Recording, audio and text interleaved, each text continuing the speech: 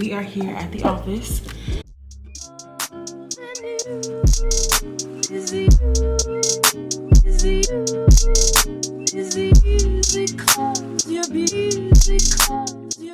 I'm about to call a moving company because I have a client whose lease ended July 1st. And we've been having a very hard time finding him housing due to, a number of different circumstances. Namely the fact that there's no affordable housing, or there's not a lot of affordable housing in Maryland, or at least in the area of Maryland that she's in. Therefore, she actually ended up moving to a totally different state. We were able to actually find her housing. So it's a lot of logistics happening. So she went down there over the weekend. So today's Wednesday. She went over the weekend, dropped all of her stuff off, just like bags, clothes, stuff like that. She also has children. So she ended up coming back up here because she needed to give the leasing agent the key, as well as just finalize a few loose ends up here, such as getting her furniture into storage. So now I'm helping her get her furniture into storage. Last night she texted me and said that she needed to change the address for the storage place because the storage place that she had initially, she said, was too high. And she has to actually pay it because she doesn't have any assistance left with us. We do provide storage assistance, but she's kind of used up all of her assistance. But we will be able to actually pay for the movers, which is what we are doing this morning. So I'm actually about to give her a call right now so that I can let her know that she needs to change the address. Thank you for calling. The office is closed on Saturdays. Please listen carefully to the following options. I look like I got a secret identity today. If you know your party's extension, you may dial it at any time. Oh, actually, okay. My client texted me just now, actually, and said the mover showed up an hour early.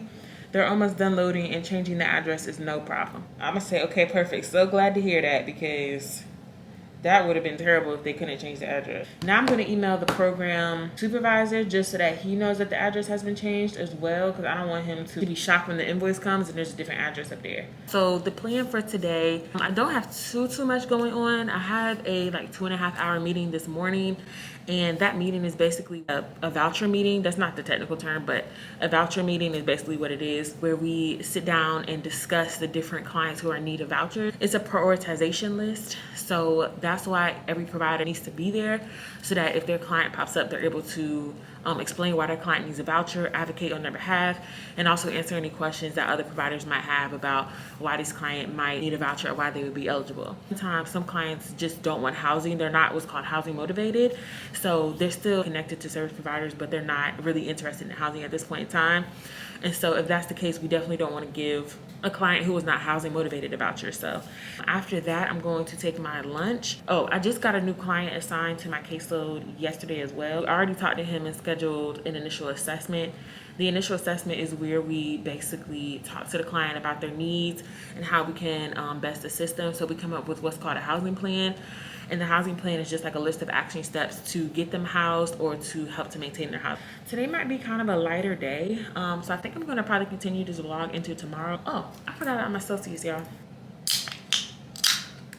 Cheers. Okay, so I'm about to look at my new client's profile. I wish I could show y'all what I'm looking at so that can be more interactive, but anybody who's in this field, or if you're in school, then I'm sure that you have learned, or that you know, that client confidentiality is super important. Like, the safer the better, okay? Whenever we have a new client, the eligibility team will put their eligibility paperwork into the client's folder. But then we as case managers have to add all the additional stuff. So I guess I can go down a list of everything that needs to be in a client's folder. So for a new client, they need an assessment, which is the initial assessment in the housing plan. Sometimes we can also complete a budget as well if the client is up for it, if that's something that they want to do. We also do case notes. The case notes are not billable. Billable case notes means that basically you're getting your funding from Medicaid or from some type of insurance, and they want to know exactly what you're doing every day, so you have to bill your note. Another folder that's in their Dropbox is called a closeout folder. That's when we're actually ready to close the client's case out completely, and at that point we have to do last referrals. We have to talk to the client about whether or not they're ready to have their case closed and stuff of that nature. nature. There's an inspection folder, which means that once the client moves into housing, you have to have a housing inspection, and we have like a whole inspection checklist of everything that the house needs to have in order to pass inspection, such as running water, electricity, a stove, refrigerator, an exit through the bedroom, just stuff like that.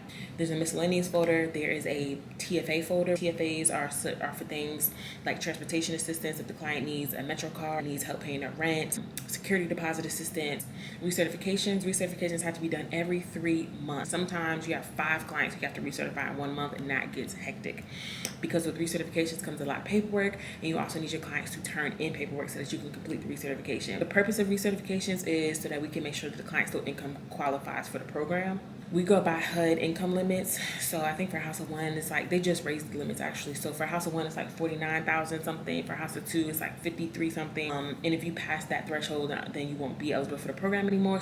We have to get their Cash App statements, their Venmo, their bank statement. Any way that you're getting money in, we need to know so that we can know whether or not you are you qualify for the program. So that is hectic, y'all. I do not like recertifications whatsoever. We also have what's called a referral tracker, and that just tracks all the referrals that we make. So let's say I made a referral to one of my clients who was moving into a new place and they needed a bed. So that would be a referral. Let's say I referred them to get some furniture. That would be another referral. So anytime we refer the client to a different organization, that would be included in the referral tracker.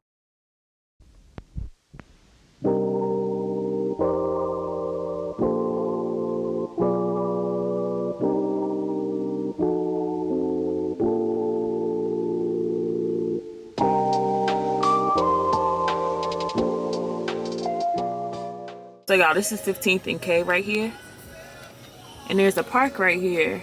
That park on 15th and K, I forget what the name of it is. But there's a lot of folks experiencing homelessness who stay out there with tents and stuff. And for some reason, I feel like when I just looked over there was way more people than usual. But I wouldn't be surprised because housing has just went exorbitantly higher than usual. Housing is already super expensive in DC, but it's going up. That's really sad to see.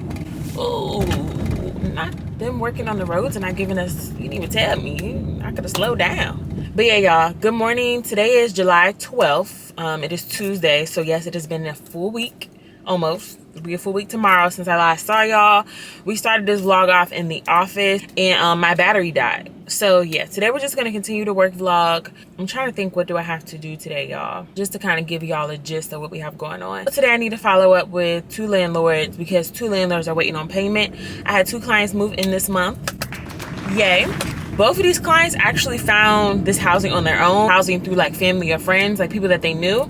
So I love when that happens because it just makes for, you know, a pretty seamless transition, especially, like I said, if the client already knows the landlord. Of course, I know sometimes that can be a little iffy too, like if there's any rifts in the relationship, then that could cause some tension. But so far, it's been great. Completed the paperwork for both of those clients already, and I'm just waiting for the paperwork to be approved.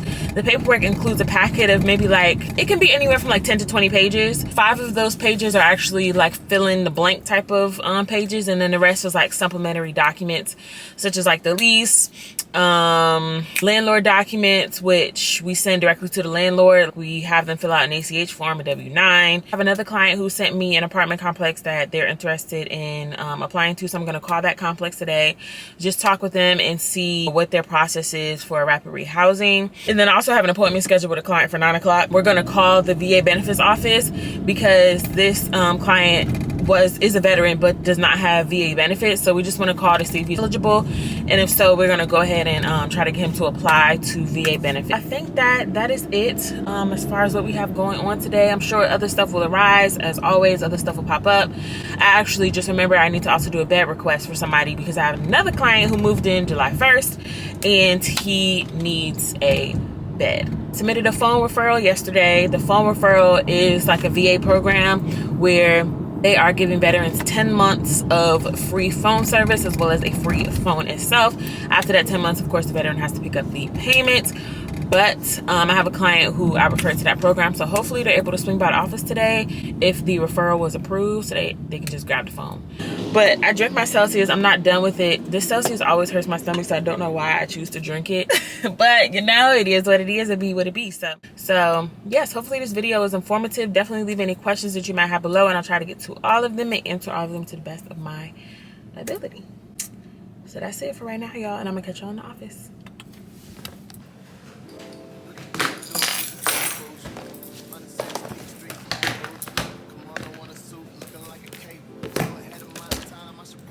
It's 8:10, so I'm a little behind, but they were doing construction right outside of the office, which slowed me down because I had to take a different route. Brought my LaCroix. I actually brought 2 of them. And then I brought these, I don't know, I don't have any more Nutrisystem snacks, so I brought a dinner and a lunch meal. Got my iPhone and some of my earphones. These are an essential, y'all. Absolutely essential. I'm gonna link those down below. If you about to invest in your 3rd pair of AirPods because you lost the first 2, please don't. Please get these, y'all. $20, $25 off of Amazon. Work perfectly, okay? I wonder if they're open yet. Remember I just told y'all about the VA benefit specialist? So I actually need to talk to him before I get the client on the phone, because I was gonna do like a 3-way call. But I need to talk to the specialist first, just to let them know like who the client is and da da da da. And then also I think last Wednesday was when I was telling y'all about the moving pool and stuff, and I had a client move to a different state. So that ended up going just fine. She was able to move. We had the movers come to her residence in Maryland and just moved her stuff into storage in Maryland. But I have to do a payment request for that as well because they haven't actually got paid. I'm still waiting for them to send me the final invoice so that we can go ahead and pay them. Okay, let's see if they answer. It might be too early. It's only 8:15. Thank you for calling. If you would kindly leave your name. Yeah, they're not open yet. So I'll just call them at 9, and then once I'm able to speak with the veterans specialist, I'll call my client. Remember earlier I told y'all about needing to do a bed request? So I'm about to do that really quick. Bed request is real simple. All I have to do is email my supervisor, let her know what the client situation is, why they need a bed, what size bed. The standard size is a full, I believe. Yeah, I think the standard bed size that we give is a full. If a client needs a queen, then we have to tell her why. Like, is the client tall? Are they, whatever the case. I can get my client a queen size bed because he said that the full size is just not big enough for him. I will check in with y'all later once I actually get on the phone with some folks. Turn that on. Then turn this computer on. And voila. Good morning, this is Christina. I was calling because I received a message from your caseworker and she said that you need a bed. So I just wanted to follow up with you because I know last time we spoke about it, you said that you didn't need one. So I just wanted to see what changed. I mean, I can request a queen size, but they just would want to know why you would need a queen because, yeah, typically it's a full. And that's what I thought you told me. So I already wrote that down in the email. But in the meantime, I'll go ahead and submit this bed request, and then I'll let you know once it is approved and once I hear back from my supervisor about it, okay? Okay. Hey, I'm good. How are you doing today? Wonderful, wonderful. Yeah, we actually spoke before. I don't know if you remember. So I'm actually calling about another client. He wants to see if he's eligible for VA benefits. So I just wanted to see if we could maybe hop on a 3-way if you have time, whenever you have time today. Yes, I can go ahead and get him on the line. Hello? Hey, calling because I have the veterans benefit specialist on the other line.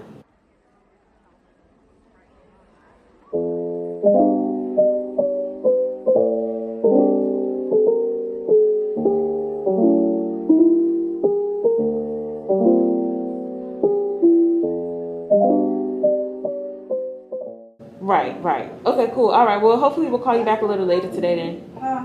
Oh, okay. Okay. All right. Yeah. Okay, sounds good. All right. Bye-bye. I'm off. It's 4:17. I've been off for 17 minutes. And my client has called me 3 times. He said that he's standing outside of the house he was supposed to move into today. And he's saying the landlord did not receive a promissory note from us, so therefore he's not letting him in the house. Let me pull over for a second so I can call this landlord. Yes, ma'am. How are you? Hey, he said that we needed a few more things regarding the inspection. I'm actually off, so I don't have my computer in front of me, but once I get to where I'm going, I can let you know what those 3 things are, because I don't remember off the top of my head. It's the only reason why we haven't been able to give the promissory note, but she said once we get that, we can send the promissory note. Y'all, I'm really irritated because when I am driving home from work, like, work is enough within itself. And usually I use this drive to, like, listen to music, listen to a podcast, just vibe out, relax.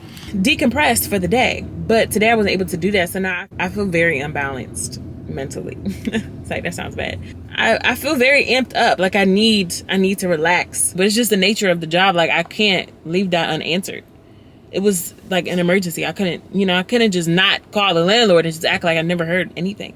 So it was like an emergency situation with a client, and I had to handle it, even though I was off the clock. Okay, it is what it is, but I just trying to get my mind right.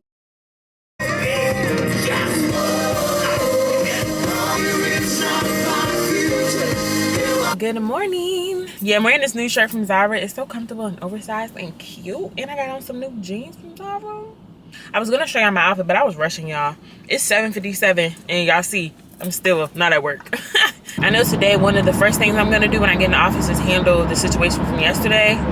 So the landlord said that he would send me the additional stuff that we needed. Remember I told y'all we needed a few more things off the inspection checklist, like a picture of the kitchen water running, a picture of the refrigerator open, stuff like that. So hopefully he sent that to me so that I can just go ahead and send it off to my supervisor, and then she can send me the promissory note so that I can get that to him, because he said if he doesn't get the promissory note, then he won't allow the veteran to stay there. I'm sure they're about to assign me a new client pretty soon, because whenever we close out a client's folder, they pretty much assign us a new client like that week or the week after.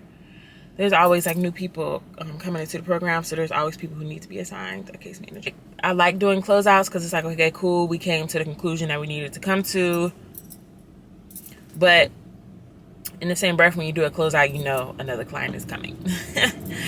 And whenever you have a new client, we have to do the initial assessment, and that is usually like a 30-minute to 1 hour conversation. So yeah, doing a whole bunch of initial assessments kind of becomes just strenuous, but nonetheless, hopefully y'all are having a good week. Today is July 13th. It's Wednesday. Okay, y'all, so this is what I'm wearing. This oversized like sage green shirt, these jeans that have like the flap, and then my H&M sandals.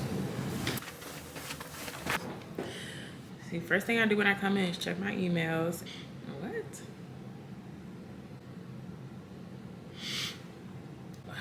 Anyway, all right, y'all. I'll start checking with y'all later. And it's like a prioritization list. I can't talk, y'all. I took a Celsius. Sound like I'm popping pills or something. This is the 4th time. Y'all hear? Call this landlord. Even though I'm off. Definitely off. 100% off the clock. 100%.